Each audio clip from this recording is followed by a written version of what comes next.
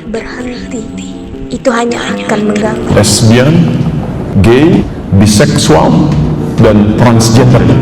Sontak hatiku asat oleh tusukan tajam ujarmu. Merapal terang-terangan alasan kuat niatmu. Ada seorang pakar yang memberikan satu pernyataan yang cukup mengagetkan, bahwa penyakit LGBT itu bukan penyakit katanya. Itu sesuatu yang normal. Itu Masya Allah. Kenapa ini sampai disokong besar-besaran, di barat sampai memberikan dana, sampai rame sekarang dipopulerkan, sampai PBB mengeluarkan dana luar biasa untuk kampanye ini. Ini apa sebetulnya yang melatar belakangi? Tahun sekitar 1948 ada seorang ahli dari Polandia, pakar saraf, namanya Jerzy Komorowski. Itu memperkenalkan sebuah teori bahwa otak manusia itu ternyata sifatnya seperti plastik, fleksibel. Berdasarkan apa yang dia terima, informasi yang masuk ke dalam otak, seperti itulah otak akan bersikap. Dapat informasi ini, dia respon dengan keadaan saraf dia. Dengar situasi begini, otak kemudian memberikan respon dari pendengaran itu. Nah, ini ternyata membantah teori yang telah berlaku sebelumnya, bahwa otak manusia itu cenderung kaku. Kalau sudah begitu ya begitu. Ternyata betul, struktur otak kita itu ketika dibawa dalam kehidupan, semakin banyak menerima informasi, saraf-saraf yang di otak itu akan menyesuaikan dengan informasi yang diterima. Bapak misalnya melihat sesuatu yang baik, saat melihat yang baik itu, maka ribuan saraf yang ada pada diri kita, pada otak itu akan merespon, baik itu yang sifatnya perasaannya, baik itu yang sifatnya larut dalam apa yang dilihatnya. Semakin sering itu dilihat, maka respon kita itu akan disalurkan oleh ribuan saraf ini, baik ke tangan, ke kaki, ke pandangan, ke imajinasi. Maka itu yang akan mempengaruhi seluruh tubuhnya akan berperilaku dalam kebaikan. Kalau banyak lihat yang baik-baik, maka disambungkan ke dalam kolbu, hasilnya semua perilaku baik, gitu kan? Sebaliknya, kalau seseorang selalu melihat yang jelek-jelek, gambar yang tidak bagus, mendengar kalimat yang tidak baik, melakukan sesuatu yang tidak baik, maka syarat-syaratnya seketika akan menyesuaikan dengan apa yang dia dengar, dia lihat itu. Kalau terus-terusan itu dilakukan, maka itu akan membentuk perilaku dalam kehidupannya.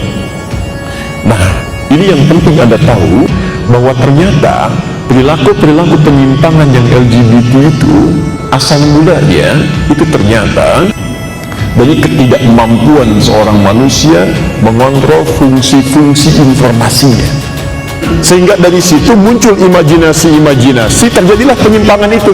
Dan penyimpangan pertama adalah penyimpangan yang menularkan virus HIV itu. HIV pertama kali terjadi itu ternyata, mohon maaf, muncul dari dua orang laki-laki yang melakukan hubungan seksual, gay. Jadi mereka berhubungan lewat rektum, lewat anus, mohon maaf, yang tempat keluarnya kotoran itu, Nah, yang jadi masalah, spermanya berada di pusat kotoran itu dan melahirkan penyakit. Itulah penyakit HIV yang muncul pertama kali di muka bumi. Menyebar itu, menular, dan mohon maaf melukai benih-benih yang bersih, suci, sehingga ketika lahir dalam keadaan penuh dengan penyakit. Tahun 1950 di Amerika itu terjadi demonstrasi besar-besaran menuntut kesamaan hak, kemerdekaan berekspresi warga kulit hitam supaya diperlakukan sama dengan kulit putih. Saat sedang marak-maraknya ini, tekanan politik meningkat, ditunggangilah itu oleh orang-orang yang punya kelainan seksual, khususnya di tahun sekitar 1960-an sampai 1970. Karena tekanannya begitu kuat, begitu luar biasa, akhirnya dicarilah kemudian satu alasan yang bisa melegalkan bagaimana komunitas ini bisa diterima.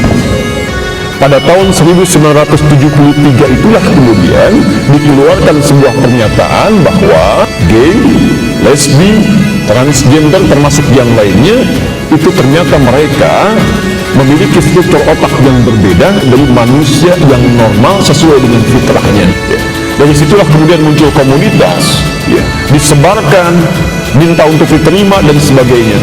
Tapi ternyata ketika ditelusuri kembali, otak yang kecil itulah otak orang yang pertama kali melakukan penyimpangan sampai terkena virus HIV. Jadi HIV ini yang menyerang struktur otaknya. Ya. Ini bukan karena terlahir otaknya kecil, bukan. Tapi karena kena virus, kena penyakit HIV tadi, ya, terserang otaknya menjadi mengerucut, jadi kecil. Ya, asalnya dari situ. Ini sekarang yang mau saya sampaikan, kampanye-kampanye yang mengatakan bahwa LGBT itu legal, tidak punya kelainan, ya, sesuatu yang normal, itu sesuatu yang sangat keliru fatal. Ya, suatu penyimpangan yang sangat luar biasa. Penyimpangan itu muncul justru karena mereka dalam aktivitas kesehariannya mengundang penyakit dari pandangannya, ya, dari pendengarannya. Nah, kita 15 abad sebelum ini sudah diingatkan, kalau perilaku kita tidak ingin menyimpang, anak-anak ibu ingin sehat, cucu bapak ingin bagus, maka yang pertama kali dipastikan kata Al-Quran, satu, jaga pusat-pusat informasinya, mulai dari kepala. Ya. Qulil mu'minina yaghuddu min absarihim, katakan bagi pria-pria yang beriman, tolong jaga pandangannya. Yang baik lihat, yang buruk jangan dilihat. Kebanyakan orang yang melihat adegan-adegan yang mesum itu yang melahirkan kemudian tindakan-tindakan yang tidak diharapkan. Orang-orang yang seringkali nonton tayangan-tayangan yang buruk, gambar-gambar yang dilarang, ya, itu yang kemudian melahirkan perilaku-perilaku penyimpangan yang tidak diharapkan. Yang ku dengar terakhir kali di rumah itu,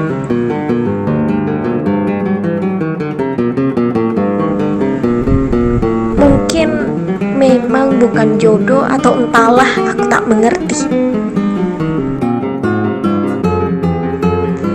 Jika tak berhenti, itu hanya akan mengganggu. Di pelataran langit, mulut kotor para pendosa. Dari kejauhan, sesosok makhluk menatap dengan raut wajah yang kebingungan. Dipenuhi tanda tanya, ia meninggalkannya di dalam hati,